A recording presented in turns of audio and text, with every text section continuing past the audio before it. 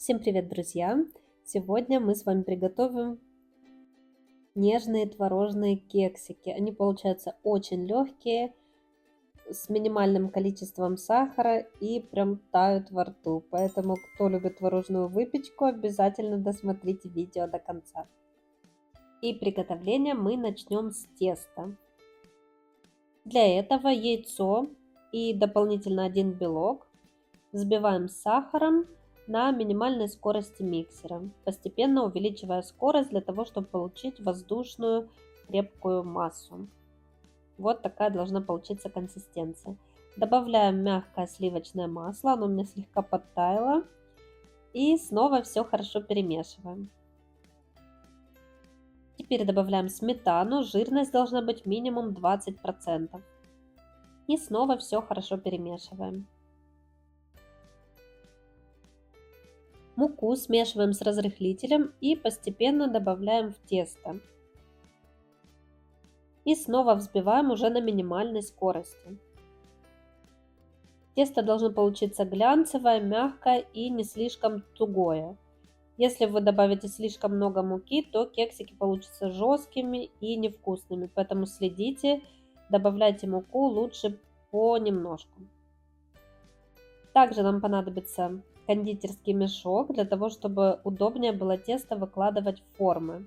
Можете, в принципе, сделать все ложкой, но мне удобнее с помощью кондитерского мешка, поэтому я перекладываю тесто в кондитерский мешок. Но, как я уже сказала, это совсем не обязательно. Теперь переходим к приготовлению творожного слоя. Для этого нам понадобится сухой творог. Желательно брать жирный творог, максимально жирный, который у вас есть, и, конечно же, сухой.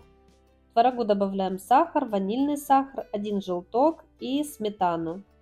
Сметана, опять же, жирность минимум 20%. И пробиваем все блендером. Должна получиться однородная масса, без крупинок. Так кексики получатся нежнее и, конечно же, вкуснее. И в самом конце нужно добавить кукурузный крахмал. Если у вас нет кукурузного крахмала, можете добавить пшеничную муку в равном количестве. И все хорошо перемешать. Консистенция творожного крема примерно как густая сметана. Чем жирнее был ваш творог, тем гуще получится творожный крем. Также нам понадобятся такие вкладыши для кексов и форма для выпечки кексов или маффинов.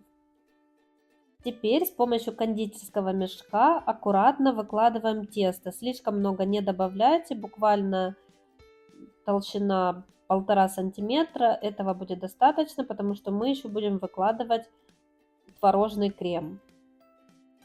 Поэтому крема должно быть больше, чем самого теста. После того, как вы отсадили все тесто, отставляем форму в сторону. Теперь займемся нашим кремом.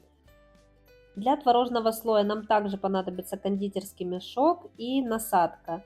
У меня рельефная, но это абсолютно не обязательно, потому что у меня творог был не сильно жирный и форму он держать не будет. Поэтому можно вообще обойтись без насадки, либо взять круглую насадку, либо просто отрезать кончик у кондитерского мешка. И вот таким вот образом выкладываем творожный крем сверху на тесто.